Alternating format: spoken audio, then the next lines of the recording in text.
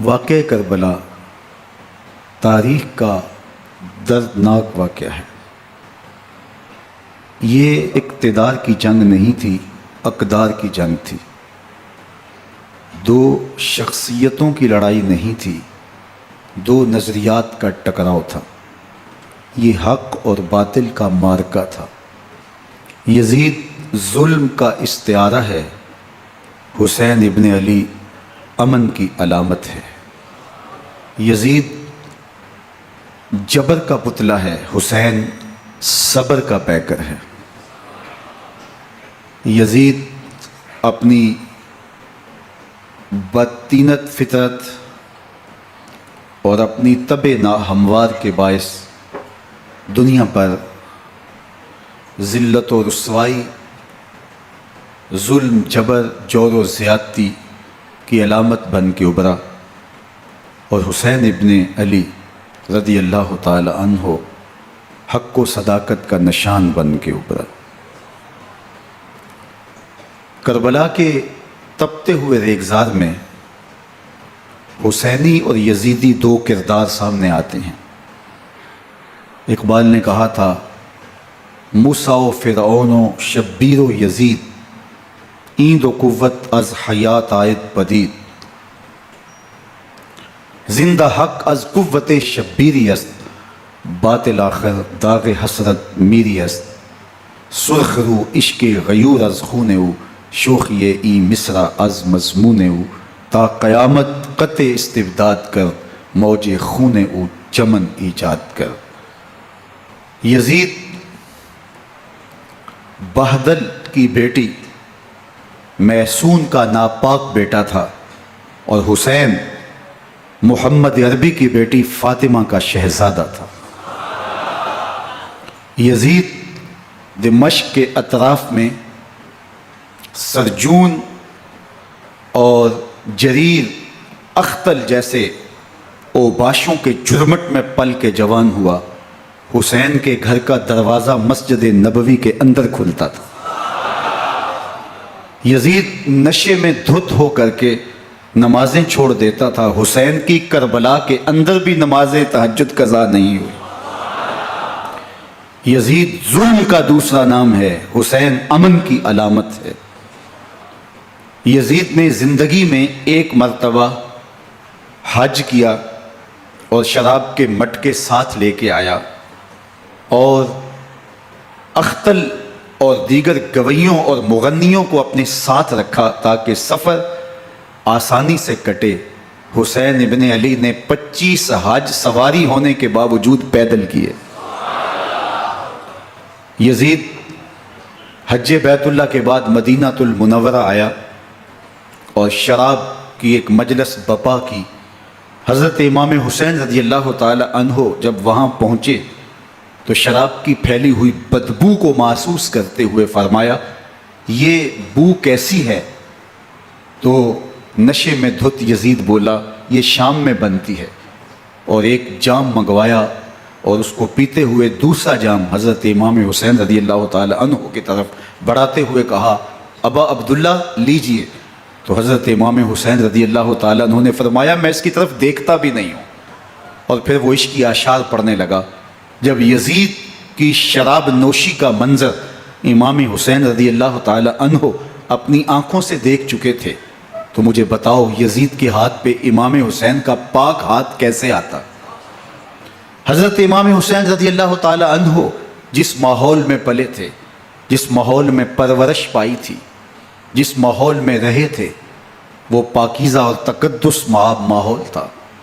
اور یزید کبھی اطراف دمشق میں، کبھی غوطہ میں، کبھی الخضرہ محل میں، اور کبھی کہاں داد عیش دیتا رہا اور لہو و لعب کے اندر مصروف رہا، اور اس کی زندگی ان چیزوں سے عبارت تھی۔ وہ محرمات کو حلال قرار دیتا، شراب نوشی اس کی ہڈیوں میں رچی ہوئی تھی، اور شریعت بیضا کا مذاق اڑایا کرتا۔ اور حسین ابن علی رضی اللہ تعالی عنہ کی دوستیاں جن لوگوں سے تھی وہ عبداللہ ابن عباس تھے، عبداللہ ابن عمر تھے، حضرت عبد الرحمن بن ابو بکر رضی اللہ تعالی عنہ تھے۔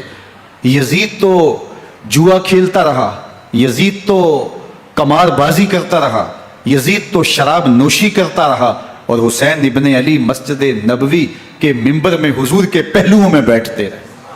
زمانے نے وہ منظر دیکھا کہ سرخ رنگ کے جوڑے پہنے ہوئے حسنین کریمین حجرہ فاطمہ سے نکلتے ہیں، کم عمری کی وجہ سے کبھی گرتے ہیں کبھی سنبھلتے ہیں، اور آقا کریم خطبہ ارشاد کر رہے ہیں، خطبہ چھوڑ کے حضور نے شہزادوں کو اٹھا لیا۔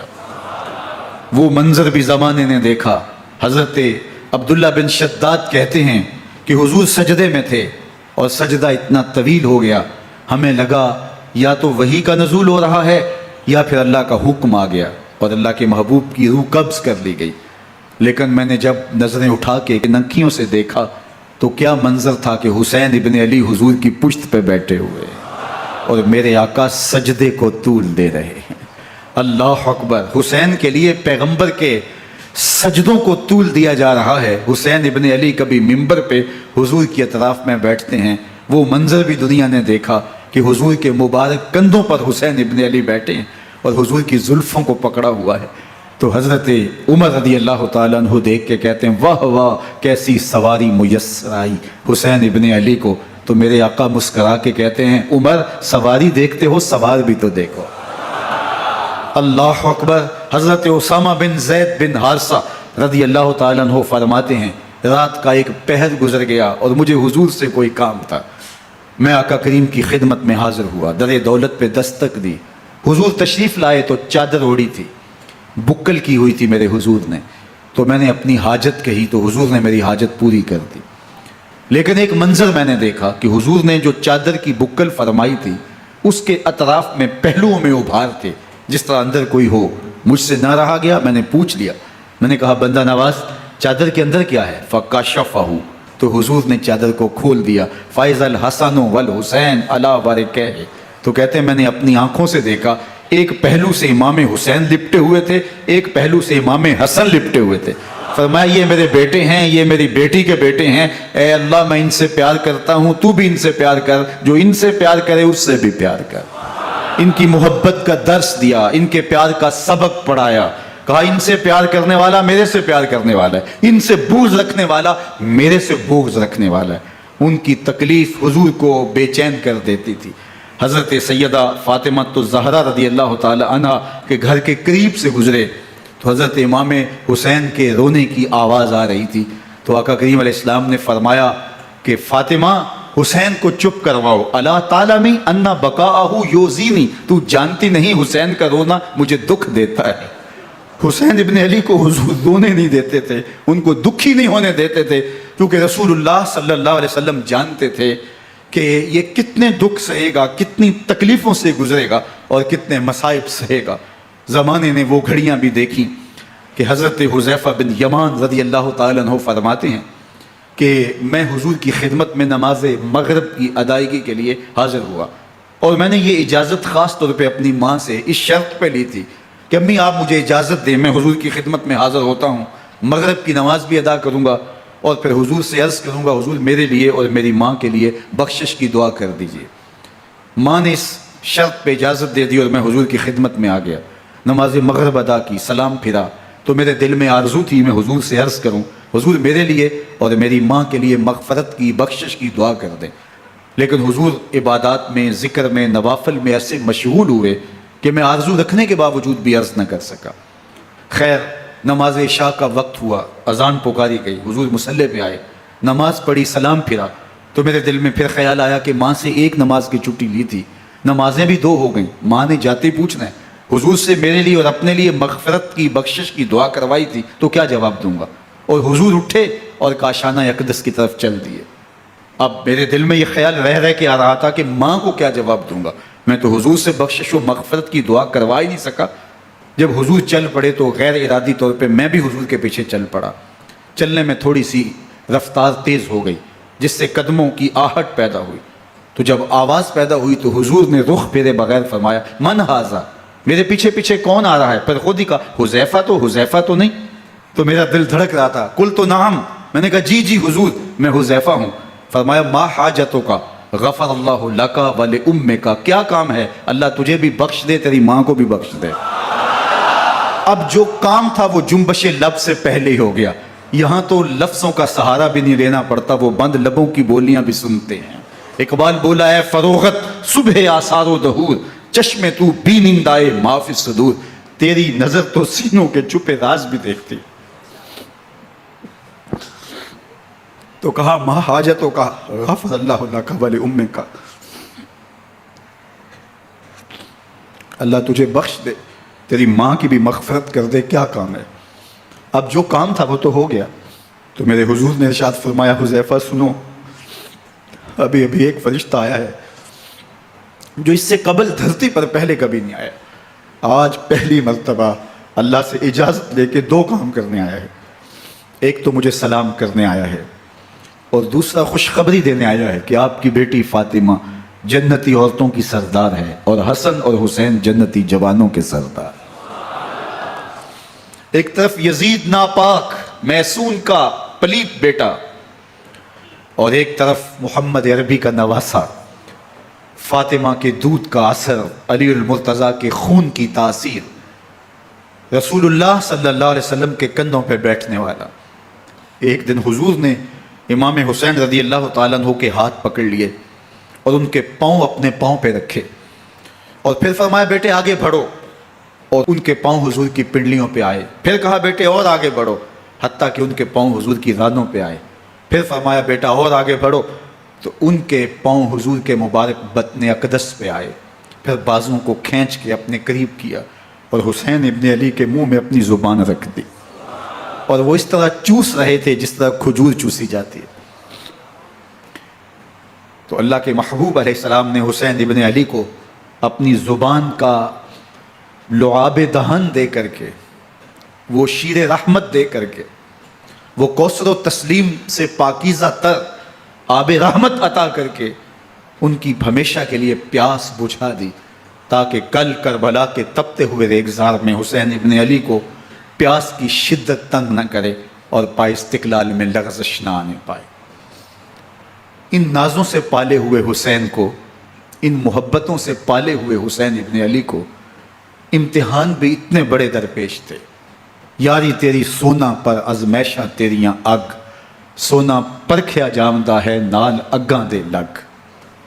جتنا بڑا شخص ہوتا ہے اتنی آزمائشیں بھی بڑی ہوتی ہیں. پیغمبر رحمت کی آغوش میں کھیلنے والا, حجرہ فاطمہ کا جانشین, مصلی رسول کا وارث, منبر رسول صلی اللہ علیہ وآلہ وسلم پر حضور کے مبارک پہلو اور گود میں بیٹھنے والا حسین, حضور کی زبان چوسنے والا حسین, حضور کے کندھوں پہ سواری کرنے والا حسین, آقا کریم علیہ الصلوۃ والسلام کے مبارک سجدے کی حالت کے اندر حضور کی پشت پہ کھیلنے والا حسین, جس حسین کا دروازہ مسجد نبوی کے اندر کھلتا تھا اور یزید کی کرتوتوں کے چشم دید گواہ تھے. یزید جب تخت نشین ہوتا ہے تو اسے یہ فکر ہوتی ہے کہ امام حسین, عبداللہ بن زبیر, عبداللہ بن عمر, عبداللہ ابن عباس یہ میری بیعت کریں. اور وہ ولید بن عقبہ کو لکھتا ہے کہ ہر صورت میں ان کی بیعت لو, اور اگر بیعت نہ دیں تو سختی کرو. حضرت امام حسین رضی اللہ تعالی عنہ کو بلاوا آتا ہے کہ آپ کو دارالامارت میں گورنر ہاؤس میں بلایا جا رہا ہے. ولید بن عقبہ کا پیغام آپ کو پہنچتا ہے. آپ اس وقت فرماتے ہیں کہ اس وقت جو پیغام پہنچا ہے وہ کسی خطرے سے خالی نہیں ہے. تو کچھ سواروں کو ساتھ لیا, کہا تم دارالامارت کے باہر کھڑے رہنا, اگر میری آواز بلند ہوئی تو اندر آ جانا, ورنہ تم انتظار کرنا. آپ اندر گئے. ولید بن عقبہ نے مروان کو بھی بلایا تھا. مروان بن حکم یہ گورنر مدینہ ولید سے پہلے رہ چکا ہے, تو اس نے مشورہ دیا کہ سختی کی جائے.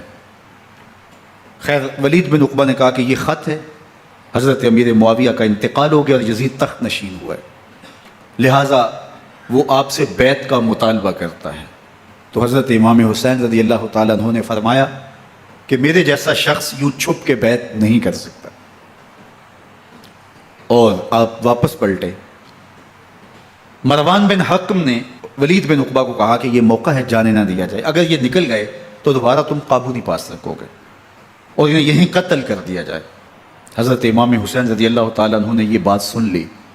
کہتے ہیں حضرت امام حسین انہی قدموں کے بل واپس پلٹے اور مروان بن حکم سے مخاطب ہو کے کہا, مروان کیا بول رہا ہے؟ وہ خاموش ہو گیا. فرمایا تو جانتا نہیں ہم کون ہیں؟ آنا حسین ابن علی ابن ابی طالب, میں حسین ہوں, میں علی کا بیٹا ہوں. ہمارے گھر میں قرآن اترتا رہا ہے, وحی کا نزول ہوتا رہا ہے, اور یزید فاسق ہے, فاجر ہے, مسلمانوں کا قاتل ہے اور شرابی ہے. میں ڈنکے کی چوٹ پہ یزید کی بیعت سے انکار کرتا ہوں. بس حیدری کچھار سے محمدی شیر نکل آیا ہے. اب اوسان خطا ہو گئے, راستہ چھوڑ دیا, واپس آئے, سیدہ زینب سے ملے. کہا مدینے کو چھوڑنا پڑے گا. کہا بھیا کیا ہوا؟ کہا یزید بیعت لینے پہ مصر ہے اور میں کسی صورت بھی بیعت نہیں کروں گا. رسول اللہ کا مدینہ ہمارے خون سے لالہ زار بنے گا. میں نہیں چاہتا کہ حضور کے شہر نور کی حرمت پامال ہو. دوستو وہ کیسا منظر ہوگا جب حسین ابن علی نے آخری حاضری حضور کے روضے پہ دی ہو. حاجی یا معتمر 10 دن کے لیے, 8 دن کے لیے, 20 دن کے لیے مدینہ المنورہ عارضی سکونت اختیار کرتا ہے اور حضور کے روضہ انور سے, اس شہر نور سے, ان گلیوں سے, ان بام و در سے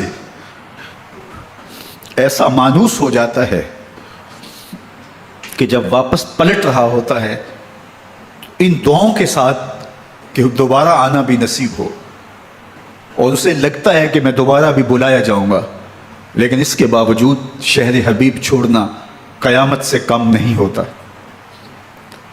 اعظم چشتی مرحوم آخری بار جب حضور کے روضہ انور پہ گئے تو بیمار تھے, ویل چیئر پہ تھے. باب بقی سے باہر نکلے تو خادم سے کہا کہ میری ویل چیئر پیچھے سے کھینچو تاکہ میرا رخ روضہ انور کی طرف رہے, اور وہ پیچھے سے کھینچتا چلا جا رہا ہے. اور جب باب مکہ سے پیچھے جنت البقیع کے قریب سے گنبد خضرا نگاہوں سے اوجل ہونے لگا تو اعظم چشتی مرحوم نے کہا, جاں بدن سے نکلتی ہے اعظم, جاں بدن سے نکلتی ہے اعظم, کوئی آسان ہے مدینے سے جدا ہونا, کوئی آسان ہے مدینے سے جدا ہونا. یہ اس شخص کی کہانی ہے جو 10 دن, 5 دن, مہینہ, 2 ماہ وہاں رہتا ہے اور پھر اس شہر کو چھوڑ کے آنا اس کے لیے آسان نہیں ہوتا. اور مجھے بتاؤ کہ حسین جو پیدا مدینے میں ہوا, جس کے گھر کا دروازہ مسجد نبوی کے اندر کھلتا تھا, جو مسجد نبوی کے اندر پرورش پا کے جوان ہوتا ہے اور مدینے کی گلیوں میں کھیلتا رہا, اس حسین ابن علی کے لیے مدینہ چھوڑنا, اور پھر وہ اس بات کا علم اور شعور رکھتے تھے کہ یہ آخری بار حضور کے در پہ حاضری ہے, دوبارہ اس شہر نور میں نہیں آ سکوں گا, تو کیا قیامت ہوگی اور کیا منظر ہوگا. محمد بن حنفیہ کے علاوہ خاندان نبوت کے جتنے لوگ تھے ان سب نے شہر مدینہ کو الوداع کہا, اور رات کے موقع میں مدینہ المنورہ کو, مسجد نبوی کو چھوڑ کر کے مکہ کی جانب عازم سفر ہوئے. 3 شعبان المعظم کو مکہ المکرمہ پہنچتے ہیں. ادھر کوفیوں کے خطوط آنے شروع ہو جاتے ہیں. حضرت امام حسین رضی اللہ تعالیٰ عنہ مسلم بن عقیل رضی اللہ تعالیٰ عنہ کو صورتحال معلوم کرنے کے لیے بھیج دیتے ہیں. 40,000 کوفی آپ کے ہاتھ پہ بیعت کر لیتے ہیں. ادھر 25 پیدل حج کرنے والے حضرت امام حسین 8 ذی الحج کو احرام باندھتے ہیں, لیکن آپ کو پتہ چلتا ہے کہ حاجیوں کے روپ میں قاتل چھپا دیے گئے, تو آپ اس احرام کو حج کی بجائے عمرے میں بدلتے ہیں اور کوفے کی جانب عازم سفر ہوتے ہیں. کائنات والو ذرا سینے پہ ہاتھ رکھ کے دیکھو کہ یہ کتنا مشکل مرحلہ تھا. اس دین کی آبرو کو بچانے کے لیے حضرت امام حسین رضی اللہ تعالیٰ عنہ نے کتنا بڑا قدم اٹھایا. آپ کے بہی خواہ, دوست, احباب عبداللہ بن عمر یہ سارے روکتے ہیں. عبداللہ بن عباس کہتے ہیں حضرت نہ جائیے, الکوفی لا یوفی, کوفی کبھی وفا نہیں کرتے. آپ کے والد کو وہاں شہید کیا گیا لیکن آپ ایک فرض کو نبھانے جا رہے ہیں، میرے غم گسارو میرے مہربانوں، نہ روکو مجھ کو جانے دو، مجھے نانے کے دی کی ڈوبتی کشتی بچانے دو، میں جاتا ہوں کہ دنیا پر وفا کا نام رہ جائے، میں رہوں نہ رہوں پر عظمت اسلام رہ جائے۔ میں نہیں جاتا تو نبی کے گھر کی آن جاتی ہے، میں نہیں جاتا تو نبی کے گھر کی آن جاتی ہے، تمہارا دین جاتا ہے میری غیرت ایمان جاتی ہے۔ حضرت امام حسین یہاں سے چلتے ہیں، ابھی راستے میں ہی پہنچتے ہیں کہ یہ خبر آتی ہے کہ کوفے والوں نے بے وفائی کر دی، حضرت مسلم بن عقیل رضی اللہ تعالیٰ عنہ کو شہید کر دیا گیا، نعمان بن بشیر معزول کر دیے گئے، ابن مرجانہ ابن زیاد وہاں متعین کر دیا گیا جو سخت گیر شخص تھا، اس نے لوگوں کو ڈرایا دھمکایا اور کوفے کے لوگوں کے دل بدل گئے اور وہ بیتیں توڑنے لگے۔ وہ منظر مسجد کوفہ کا کتنا دل گداز تھا، جب امام نماز کے لیے کھڑے ہوئے تو 40,000 لوگ آپ کے پیچھے تھا، جب سلام پھیرا اور امام نے دیکھا کہ پیچھے لوگ نہیں ہیں، پھر لوگوں نے اپنے دروازے بھی بند کر لیے۔ رات کی تنہائیاں ہیں اور حضرت مسلم بن عقیل کو کوئی پناہ دینے والا نہیں ہے، لوگوں نے دروازے بند کر لیے کہ کہیں ہمارے گھر میں نہ آ جائیں اور ہم مشقت اور حکومتی تشدد کا شکار نہ ہوں۔ کتنا دردناک لمحہ ہے حضرت مسلم بن عقیل رضی اللہ تعالیٰ عنہ پہ، اور پھر حضرت مسلم بن عقیل بے دردی سے شہید کر دیے جاتے ہیں۔ آپ ابھی راستے میں ہیں، یہ ساری کہانی پہنچتی ہے کہ حضرت مسلم شہید کر دیے گئے اور بے دردی سے شہید کر دیے گئے۔ وہ جنہوں نے خط لکھے تھے کہ ہم آپ کے ساتھ ہیں اور ہم منتظر ہیں، چشم برا ہیں، آپ کے قدموں کی چاپ سننے کے لیے بےتاب ہیں، آج انہوں نے بیتیں توڑ دی، 40,000 کوفی منحرف ہو گئے۔ مسجد کوفہ کا وہ منظر کس قدر روح کو تڑپا دینے والا تھا۔ ہم پچھلے سال عصر اور مغرب کے درمیان جب کوفہ پہنچے تو سورج ڈوبنے کے قریب تھا۔ میں نے اپنی زندگی میں اتنا اداس موسم کہیں نہیں دیکھا جتنا اداس موسم کوفے میں دیکھا۔ ایسے لگتا تھا جس طرح کوفے کی آب و ہوا آج بھی شرمندہ ہے، جو مسلم بن عقیل اور خاندان نبوت کے ساتھ اہل کوفہ نے کیا۔ حضرت امام حسین رضی اللہ تعالیٰ عنہ کو ان کے بہی خواہوں نے، اعزاء نے، اقربا نے، دوستوں نے، آوان و انصار نے، ساتھیوں نے کہا کہ حضرت حالات یکسر تبدیل ہو گئے، اب ہمیں مراجعت کر جانی چاہیے، واپس پلٹ جانا چاہیے۔ تو حضرت امام حسین کافی سوچ بچار میں رہے، پھر اس کے بعد آپ نے فیصلہ کیا کہ ہم آگے بڑھیں گے۔ دوستوں نے کہا کہ حضرت اگر آپ آگے بڑھیں گے تو ہمیں لگتا ہے کہ وہ آپ کے ساتھ سلوک اچھا نہیں کریں گے اور آپ بچوں کے سامنے پیاس سے شہید کر دیے جائیں گے۔ تو حضرت امام حسین رضی اللہ تعالیٰ عنہ نے وہاں ایک خطبہ ارشاد فرمایا کہ لوگوں تم جو مجھے بتا رہے ہو مجھے اچھی طرح معلوم ہے، جو تم مجھے منظر پیش کر رہے ہو وہ میری نگاہوں میں ہے، اور جو کچھ ہونے والا ہے چشم تصور وہ منظر دیکھ رہی ہے۔ کیونکہ حضرت امام حسین رضی اللہ تعالیٰ عنہ کی شہادت کی خبر حضرت امام حسین کے پیدا ہوتے ہی خاندان نبوت میں عام تھی۔ حضور علیہ الصلوۃ والسلام کو یہ بات جبریل امین نے آ کے بتائی تھی، جب حسین ابن علی کے ساتھ حضور محبت کا اظہار کر رہے تھے تو یہ جبریل امین نے آ کے کہا تھا حضور آپ کا یہ بیٹا عرض طف میں شہید کر دیا جائے گا، اور کربلا کی مٹی لا کے حضور کو دی اور ام سلمہ کو حضور نے عطا کر دی۔ حضرت ام سلمہ کہتی ہیں کہ ایک دن میں سوئی تو خواب دیکھا کہ حضور کے مبارک بال بکھرے ہوئے ہیں اور سخت پریشان ہیں، تو میں نے کہا کہ حضور آپ کی یہ کیا حالت ہے؟ وَبِيَدِهِ قَارُورَةٌ، اور حضور کے ہاتھ میں ایک شیشی ہے، فیہا دمن، جس کے اندر خون ہے۔ تو میں نے کہا حضور یہ کیا؟ فرمایا میں قتل گاہ حسین سے آ رہا ہوں اور یہ حسین ابن علی کا خون ہے۔ تو کہا 10 محرم کا دن تھا، دوپہر کا یہ منظر تھا، میں کیلولہ کر کے اٹھی، جب میں نے دیکھا تو وہ شیشی جس میں کربلا کی مٹی رکھی تھی وہ خون بن چکی تھی۔ تو یہ خبر پہلے دی گئی تھی، یہ بتا دیا گیا تھا۔ فرمایا میرے دوستو جو تم مجھے بتاتے ہو میں اس سے بے خبر نہیں ہوں، یہ سب کچھ ہونے والا ہے، لیکن اس کے باوجود میں کیوں جا رہا ہوں؟ تو آپ کا ایک تاریخ ساز جملہ ہے جو کربلا کے فلسفے کو ہمارے سامنے رکھتا ہے کہ یہ اتنا بڑا امتحان کیوں دیا۔ حضرت امام حسین رضی اللہ تعالیٰ عنہ نے فرمایا وَلَكُمْ فِي أُسْوَةٌ میں اس لیے جا رہا ہوں قیامت تک ظلم، جبر اور ناانصافی کے خلاف کھڑے ہونے والوں کے لیے کوئی نمونہ تو ہو۔ میری زندگی قیامت تک ظلم، جبر اور استحصالی نظام کے خلاف کھڑے ہونے والوں کے لیے نمونہ ہے۔ تو حضرت امام حسین رضی اللہ تعالیٰ عنہ نے حق اور باطل کے درمیان ایک سرخ لکیر کھینچ دی اپنے خون سے۔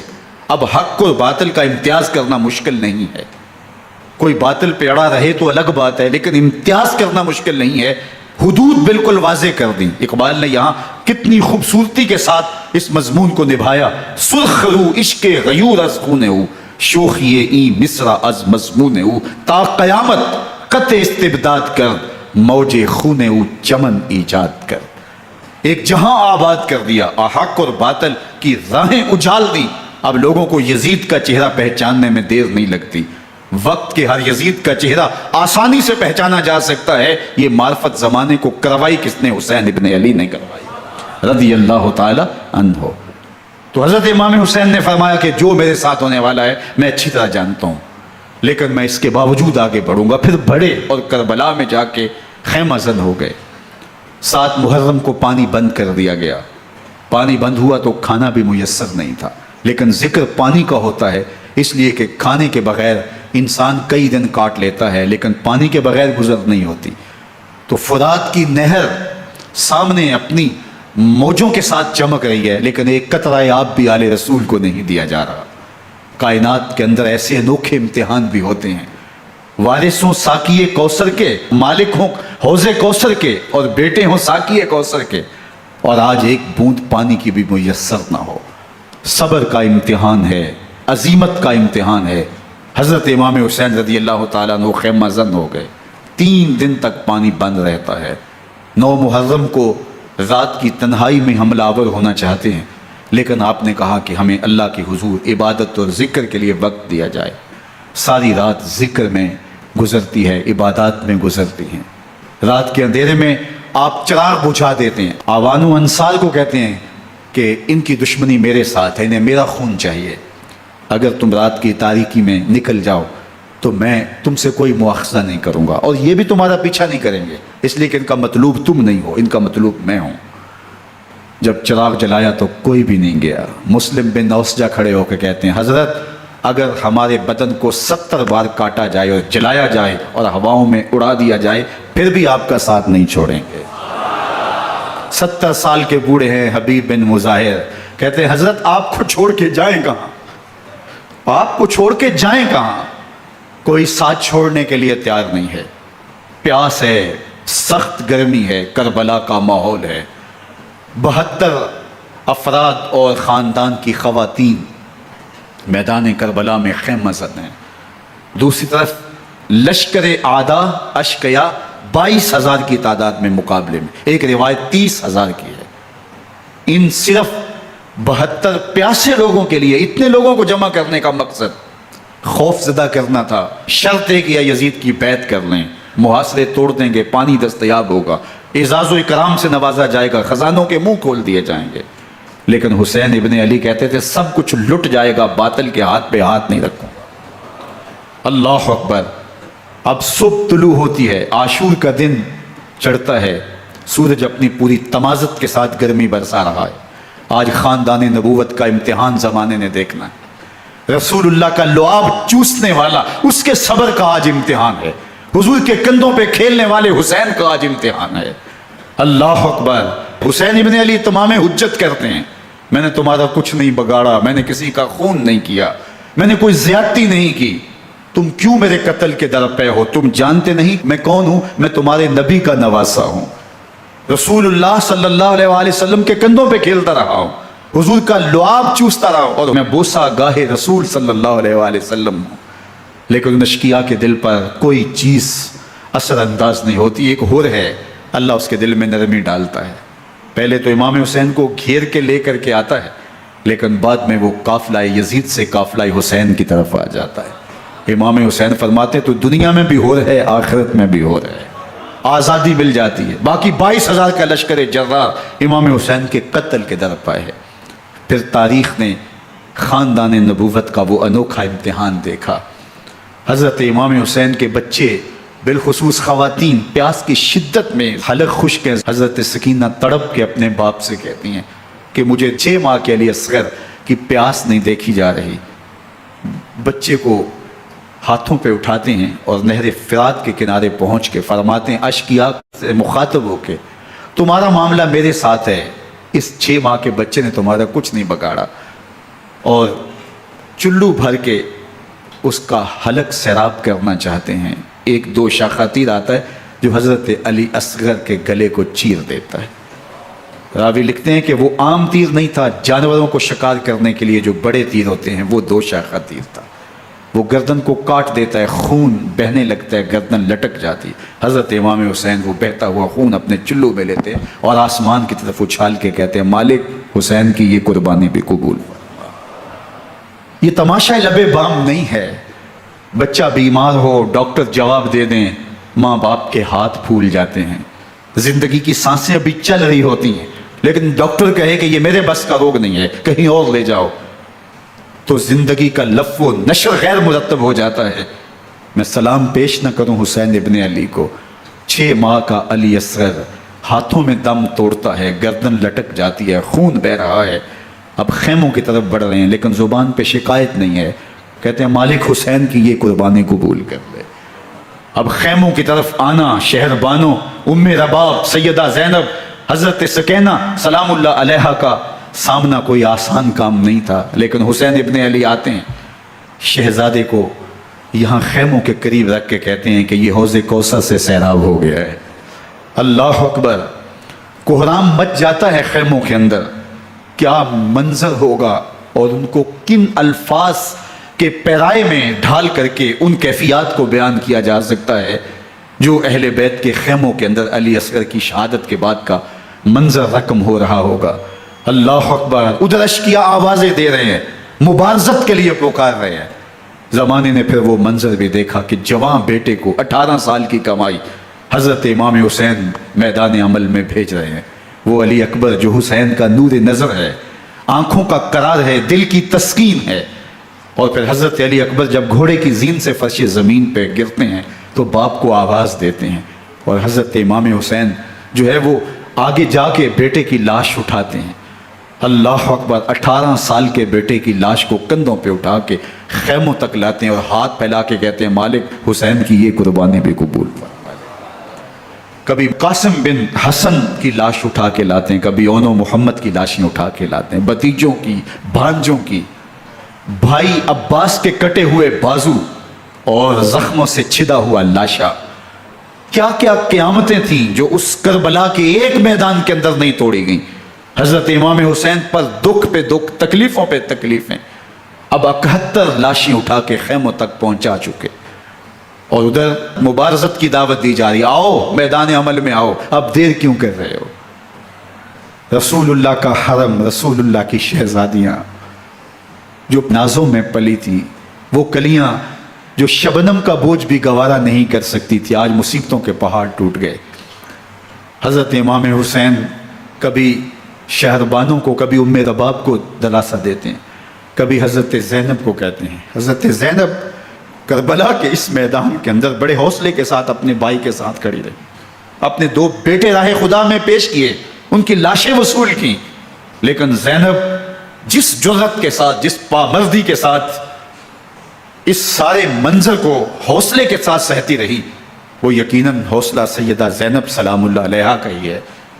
لیکن یہ وہ منظر تھا کہ زینب کا دل بھی ڈول گیا جب حسین ابن علی گھوڑے پہ بیٹھنے لگے اور ان کو گھوڑے میں بٹھانے والا کوئی نہیں تھا، اور جو بھی سوار جاتا پھر واپس اس کی لاش ہی آتی اور حسین ابن علی لے کے آتے. آج حسین ابن علی جا رہے ہیں، زندگی کا سارا سرمایہ لٹ رہا ہے. حضرت زینب سلام اللہ علیہا سنبھل نہیں رہی. حضرت امام رضی اللہ تعالیٰ عنہ اٹھے اور آپ نے حضرت زینب کو صبر کی تلقین کی اور کہا کہ صبر ہی بہترین ذریعہ ہے اور اللہ کی قربت کا ایک بہترین سبب ہے. اور ان کو صبر کی تلقین کرتے ہوئے فرمایا کہ میرے بعد تم نے اس ذمہ داری کو سنبھالنا ہے اور ان مخدرات اسلام کی، ان شہزادیوں کے پردے کی تم نے حفاظت کرنی ہے. اور پھر گھوڑے کی زین کس کے امام حسین لشکر اشکیا کی طرف بڑھتے ہیں. اب خیموں سے سسکیوں کی آواز آ رہی ہے، ان کا سردار، ان کا تاجدار آج سب کو چھوڑ کے کربلا کے میدان کی طرف بڑھ رہا ہے۔ جرم کیا کیا، قصور کیا کیا، اس نے کیا زیادتی کی کہ آج نیزوں اور انیوں کے مقابلے میں 22,000 کا لشکر حضرت امام حسین پہ ٹوٹ پڑتا ہے۔ آپ پھر تمام حجت کرتے ہیں میں نے کسی کو قتل نہیں کیا، خون ناحق نہیں بہایا، میرے خون کے درپے کیوں ہو، اپنی آخرت کیوں برباد کرتے ہو؟ تم جانتے نہیں میں کون ہوں، میں تمہارے نبی کا نواسہ ہوں۔ لیکن ابن زیاد کہتا ہے مقابلے میں آؤ۔ پھر حضرت امام حسین رضی اللہ تعالیٰ عنہ مقابلے میں آتے ہیں، اور جب گھوڑے کو ایڑ لگا کے دشمن اشقیاء پہ ٹوٹتے ہیں تو پھر ایسا منظر ہوتا ہے کہ وہ بھیڑ بکریوں کی طرح آگے بھاگتے ہیں۔ 71 زخم کلیجے پہ لیے شجاعت کا یہ پیکر جب میدان میں آتا ہے، آواز آتی ہے یہ کون ذی وقار ہے، بلا کا شاہ سوار ہے، لباس ہے پھٹا ہوا، غبار سے اٹا ہوا، تمام جسم نازنی چدا ہوا کٹا ہوا، یہ نبی کا نور عین ہے، یہ بالیقین حسین ہے، یہ حسین ابن علی رضی اللہ تعالیٰ عنہ۔ پھر چاند بادلوں میں گھر جاتا ہے، شامی ہنڈے تیر برساتے ہیں، تلواروں سے آپ کے بدن پر ضربیں لگاتے ہیں اور نیزوں سے آپ کے بدن کو پرو دیتے ہیں۔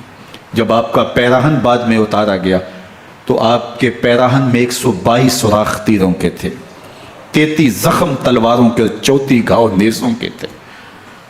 جب گھوڑے کی زین سے فرش زمین پر آئے، بدن چھلنی تھا، زخم زخم سے خون بہ رہا تھا، 3 دن کا پیاسا حسین، اللہ اکبر، بدن زخموں سے چور، 71 لاشیں کلیجے پہ لیے، مخدرات اسلام کے پردے کا خیال دل میں الگ ہے، لیکن گھوڑے کی زین سے جب فرش زمین پہ امام حسین آتے ہیں، زبان پہ ہائے نہیں، نالا و شیون نہیں، چیخ و پکار نہیں، آتے ہی پیشانی سجدے میں رکھتے ہیں اور پکارتے ہیں اللہم ردن بقضائک و صبرن علی بلائک تسلیما لامرک سبحان ربی العالی۔ مالک گھر لٹا کے، بچے لٹا کے، خاندان سب کچھ قربان کر کے، اپنے بدن کو زخموں سے چھلنی کروا کے، تیروں اور نیزوں کی انیوں سے اپنے آپ کو زخمی کروا کے، تیرے حضور سر جھکا کے یہ اقرار کرتا ہوں کہ حسین تیری تقدیر پہ راضی ہے، مالک تو بھی بتا تو بھی حسین پہ راضی ہوا ہے کہ نہیں ہوا۔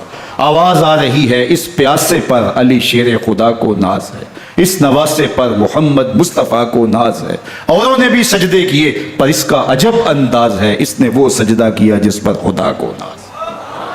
حسین ابن علی رضی اللہ تعالیٰ عنہ کا سر انور دستے قاتل نے تب کاٹا جب وہ سجدے میں جھکا ہوا تھا۔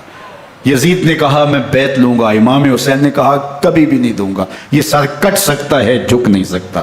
سر کاٹ کے نیزے کی نوک پہ چڑھا دیا گیا، اور یہ اس بات کا اعلان تھا کہ ہم جیت گئے اور حسینی ہار گئے، اور لشکر یزید میں غوغا مچ گیا، نقارے بجنے لگے کہ ہم جیت گئے، دیکھو امام حسین شہید کر دیے گئے، اور سر کاٹ کے نیزے کی نوک پہ چڑھایا گیا۔ لیکن لشکر یزید سے یہ آواز آئی یہ کیسا سر ہے جو کٹ کے بھی سر بلندی ہے، کٹ گیا ہے پھر بھی اونچا ہے، اللہ اکبر، یہ سر سجدے میں کٹا ہے، رب کے حضور عبادت کی حالت میں کٹا ہے، حسین آج بھی سجدے میں ہے، اللہ اکبر، حسین آج بھی سجدے میں ہے، بلکہ کٹے ہوئے سر کا رخ زمین کی جانب تھا اور کٹی گردن آسمان کی طرف، یوں نیزے پہ پرویا گیا، اللہ اکبر۔ ایک شاعر نے نقشہ کھینچا، باں کے سر نیزے پہ اور سوئے زمین ہے روح، یعنی سجدہ ثانی کی ہے آرزو۔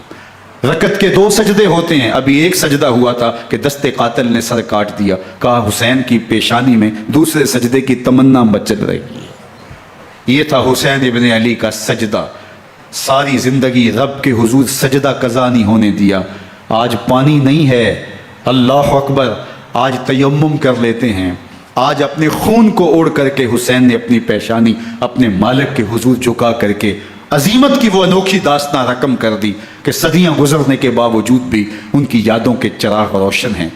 جب حضرت امام حسین اور دوسرے اعیان و انصار کو شہید کر دیا گیا تو ان کے سر نیزوں کی نوک پہ چڑھا دیے گئے، حضرت امام حسین کا کٹا ہوا سر اور باقی 71 افراد کے کٹے ہوئے سر نیزوں کی نوک پہ، اور 10 سواروں کو ابن سعد نے کہا کہ ان کو رون دو، اور گھوڑوں کی ٹاپوں تلے حضرت امام حسین رضی اللہ تعالیٰ عنہ اور ان کے آوان و انصار کو جو ہے وہ روندا گیا، حتیٰ کہ ان کی استخوان مبارک، ان کی ہڈیاں بھی چور چور ہو گئیں۔ روننے سے قبل ان کا لباس اتار لیا، ان کے کپڑے اتار لیے گئے، اللہ اکبر۔ کیسی دردناک گھڑیاں تھیں۔ یزید کا صرف یہی بد کرداری کا مرحلہ نہیں تھا، اس کربلا کے صحرا کے اندر یزید نے جس طرح امام حسین رضی اللہ تعالیٰ عنہ کو شہید کیا اور حضرت امام حسین کے خاندان کو شہید کیا، جب مدینہ المنورہ پر یزید نے مسلم بن عقبہ کو مقرر کیا، جس کو بزرگوں نے مصرف بن عقبہ کہا ہے، تو اس کو کہا 3 دن تک مدینے کا حرم تمہارے لیے حلال ہوگا، جو چاہو تم کرنا، اور شامی فوجوں کو اجازت ہوگی۔ تو وہاں بھی انہوں نے 10,000 تابعین اور 700 صحابہ کو شہید کیا۔ حضرت ابو سعید خدری رضی اللہ تعالیٰ عنہ گھر سے باہر نکلے، کافی بوڑھے ہو چکے تھے، تو انہوں نے حضرت ابو سعید خدری کو پکڑ لیا، کہا تم کون ہو؟ کہا مجھے ابو سعید خدری کہتے ہیں۔ تو کہا ہاں تمہارا نام سنا ہے، اور داڑھی سے پکڑ کے کھینچا اور کہا کہ ہے تمہارے پاس جو ہمیں دو؟ تو کہا کہ میرے پاس تو کچھ بھی نہیں، میں تو فقیر آدمی ہوں۔ تو ان کے گھر ان کو لے گئے، تو 2 کبوتر رکھے تھے حضرت ابو سعید خدری نے، تو وہ کبوتر لوٹ کے لے گئے۔ اللہ اکبر۔ حضرت ابن سنان رضی اللہ تعالیٰ عنہ کو، جو حضور کے علم بردار تھے فتح مکہ کے دن، ان کو ستو پہلے پلائے اور پھر ان کی گردن کاٹی گئی، اور کہا یہ ہیں وہ ستو جو تم زندگی میں آخری بار پیو گے۔ ایک گھر میں داخل ہوئی شامی فوج، تو ایک خاتون کے ابھی بچہ پیدا ہوا تھا، اور قابلہ نے، دائیا نے وہ بچہ ماں کی چھاتی پہ لٹایا، اور وہ ماں کا پہلا دودھ پی رہا تھا۔ تو یہ جا کے کہنے لگے نکالو تمہارے پاس جو کچھ ہے۔ تو اس خاتون نے کہا تم جانتے ہو یہ بچہ کون ہے؟ تو انہوں نے کہا ہم نہیں جانتے۔ کہا یہ حضرت ابن ابی کبشہ انماری رضی اللہ تعالیٰ عنہ کا بچہ ہے، اور یہ وہ صحابی ہیں کہ جو بیت الشجرہ کے موقع پہ حضور کے ہاتھ پہ بیعت کرتے ہیں۔ انہوں نے اس چیز کا لحاظ نہ کیا، کہا جو کچھ ہے وہ ہمیں دو، ورنہ تیرے بچے کو نہیں چھوڑیں گے۔ تو ماں بچے سے مخاطب ہو کے کہتی ہے، ابھی بچہ پیدا ہوا ہے اور ماں سے پہلا دودھ پی رہا ہے، کہ بیٹے اگر میرے پاس کچھ ہوتا، وہ قیمتی سے قیمتی چیز بھی ہوتی، تیری جان کے لیے قربان کرتی، لیکن اس وقت میرے پاس کچھ ہے نہیں۔ تو ایک شکی آگے بڑھا اور بچے کو ایک ٹانگ سے پکڑ کے کھینچ کے دیوار کے ساتھ پٹک کے مارا، جس سے دماغ کا بھیجا نکل گیا۔ کیا کیا زیادتیاں نہیں کی۔ 700 صحابہ حرہ کے واقعہ میں شہید کیے یزید نے، اور 10,000 تابعین شہید کیے۔ مسجد نبوی میں ممبر رسول کے ساتھ گھوڑے باندھے، اور وہ ممبر رسول اور مصلی رسول کے قریب لید کرتے رہے۔ حضرت سعید بن المسیب فرماتے ہیں میں نابینا تھا اور حضور کے روضہ انور کے پاس بیٹھا تھا، اور یزید کے سپاہی آتے، جو بھی مسجد میں نظر آتا پکڑ کے لے جاتے، مجھے نابینا سمجھ کے چھوڑ دیتے، لیکن میں پریشان تھا کہ ظہر کا وقت ہوگا، عصر کا وقت ہوگا، مغرب عشاء کا وقت ہوگا، نہ اذان نہ اقامت نہ جماعت، تو کیسے مجھے پتہ چلے گا کہ نماز کا وقت ہو گیا، اور کیسی میری نمازوں کا کیا بنے گا؟ میں اس فکر میں بیٹھا تھا۔ لم ازل اسمع الاذان والاقامت من قبل رسول اللہ صلی اللہ علیہ وآلہ وسلم۔ فرماتے ہیں جب بھی پھر نماز کا وقت آیا، گنبد خضرا سے اذان کی بھی آواز آئی، اقامت کی بھی آواز آئی۔ 3 دن تک مسجد نبوی کے اندر گھوڑے بندے رہے، اور مدینہ کی حرمت پامال کی۔ مدینہ کے گھروں کے اندر یہ بد کماش داخل ہوئے، اور جو بدکاریاں انہوں نے کی، کلیجہ منہ کو آتا ہے۔ 1002 شیزائیں ان بدکاروں کی بدکاریوں کی وجہ سے کنواری حالت کے اندر حاملہ ہوئی۔ 3 دن تک مدینے کا حرم انہوں نے پامال کیا، اور پھر مکہ المکرمہ میں کعبہ اللہ پر گولے برسائے، اور کعبہ کا غلاف جل گیا۔ وہ تو یزید مر گیا، حضرت عبداللہ ابن زبیر رضی اللہ تعالیٰ عنہ نے اپنی خلافت کا اعلان کیا۔ یزید کے یہ کرتوت تھے، ادھر اہل مدینہ کو ستایا، ادھر اہل مکہ کو ستایا، اور رسول اللہ صلی اللہ علیہ وسلم کے خانوادے کی بے حرمتی اور توہین کی۔ نہ صرف انہیں قتل کیا گیا، ان کی لاشوں پہ گھوڑے دوڑائے۔ ابن سعد اور شمر جو ہے وہ خیموں میں داخل ہوا، اور مخدرات اسلام کی چادریں چھیننے کی کوشش کی۔ حضرت زینب سلام اللہ علیہ نے مخاطب ہو کے کہا ہمارے چہرے کے رکھوالے چلے گئے ہیں، ظالم تو خیال نہیں کرتا ہم رسول اللہ کی بیٹیاں ہیں۔ حضرت شہربانو، حضرت زین العابدین اور حضرت زینب سلام اللہ علیہ، ان تینوں کے ایک اونٹ پہ باندھا گیا، اور باقی اونٹوں پہ باقی سادات کو، حضور کی شہزادیوں کو باندھا گیا، رسیوں میں جکڑا گیا، اور اونٹوں پہ باندھ کر کے کوفے کی جانب آگے آگے شہیدوں کے سر چل رہے ہیں، اور پیچھے یہ قافلہ چل رہا ہے۔ اور جب یہ قافلہ وہاں سے گزرا جہاں لاشیں پڑی تھی، امام زین العابدین 14 سال کے تھے اور بیمار تھے، اور ان کا حوصلہ نہ ہوا، وہاں غشی ان کے اوپر آنے لگی۔ اور وہ منظر ابن کثیر نے، باقی لوگوں سب نے لکھا ہے کہ پھر جب ان کی یہ حالت ہوئی تو پھر سیدہ زینب سلام اللہ علیہ، جنہوں نے ابھی تک بڑے حوصلے کے ساتھ ساری مشکلات کا مقابلہ کیا تھا، اب ان کے بندھن ٹوٹ گئے اور آنکھوں سے آنسو بہنے لگے، اور سیدہ زینب تھے امام حسین رضی اللہ تعالیٰ عنہ کی لاش پہ کھڑے ہو کے، اور وہ روندی ہوئی لاش، ٹوٹی ہوئی ہڈیاں، اور وہ بڑا بدن، کٹا ہوا سر نیزے کی نوک پہ، اور لاش یہ پڑی ہے. تو حضرت سیدہ زینب نے مدینے کی طرف منہ کر کے جو ہے وہ حضور سے فریاد کی، یا محمد آہو، یا محمد آہو، ھذا حسین بالآراء مزمل بالدماء، یا محمد آہو بناتوں کا سبایا. یا رسول اللہ، اے پیارے آقا، یا جد آہو، اے ہمارے نانا محترم، یہ دیکھیے آپ کا حسین پڑا ہوا ہے. بدن سے کپڑے اتار لیے گئے، خاک ہوائیں اڑا رہی ہیں، اور اس کے اوپر چادر جو ہے وہ مٹی کی پڑ گئی ہے. حضور آپ کی اولاد کاٹ دی گئی، اور پھر کہا بناتوں کا سبایا. حضور دیکھیے آپ کی بیٹیوں کے ہاتھ باندھ دیے گئے ہیں، اونٹوں پہ کس دیا گیا ہے، سر شہیدہ آگے آگے چل رہے ہیں، اور حضرت سیدنا امام حسین کا آگے آگے سر ہے. راستے کے اندر ایک جگہ آئی، رات گزری اور ان کو اتارا گیا. رات کا موقع تھا، ایک خاتون آئی اور اس نے کوئی کھانا پیش کیا ان کو، اور کہا کہ میں کسی زمانے میں حضرت سیدہ فاطمہ تو زہرا کی نوکری کیا کرتی تھی، ان کی لونڈی تھی، ان کی کنیز تھی، اور آج مجھے پتہ چلا کہ آپ لوگ گزر رہے ہیں، تو میں نے کہا کہ میں اپنی مخدومہ کے خاندان کی خدمت کروں. اور پھر اس نے کہا کہ اس وقت سیدہ کی گود میں ایک 6-7 ماہ کی بچی تھی جس کو زینب کہا کرتے تھے. تو سیدہ زینب نے کہا کہ اماں اگر پہچانتی ہو تو وہ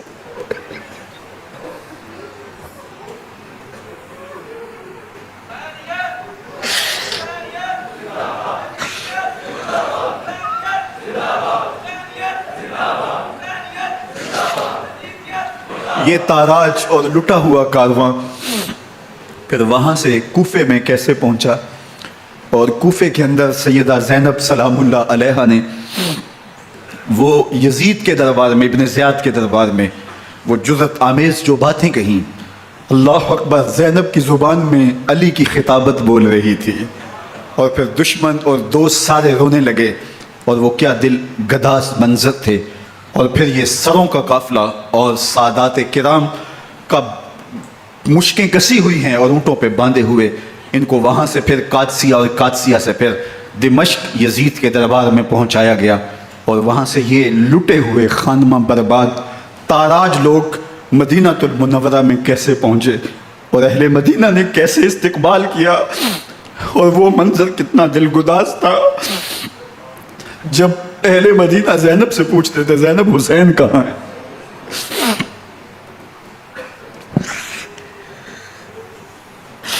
بے مروت بے وفا تیرا بھی کیا افسانہ ہے، جس نے اپنی ہی شمع کو گل کیا تو وہ پروانہ ہے.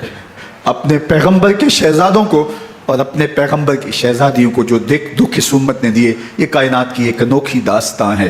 اللہ ہمیں اسوہ شبیری پہ عمل کی توفیق عطا کرے اور ان کے نقوش پاک کی برکتیں دے. اہل بیت کی محبت ہماری روحوں میں جذب کر دے، اور جس عظیمت کے ساتھ، جس حوصلے کے ساتھ انہوں نے دکھوں کو جھیلا، جو دہکتی آگ کے شعلوں پہ سویا وہ حسین، جو جواں بیٹے کی میت پر نہ رویا وہ حسین، جس نے سب کچھ کھو کے کچھ نہ کھویا وہ حسین، مرتبہ اسلام کا جس نے دوبالا کر دیا، خون نے جس کے دو عالم میں اجالا کر دیا، جو کہ سوزے غم کو سانچے میں خوشی کے ڈھال کے مسکرایا موت کی آنکھوں میں آنکھیں ڈال کے. اے حسین ابن علی تم پر سلام، نازش آل نبی تم پر سلام.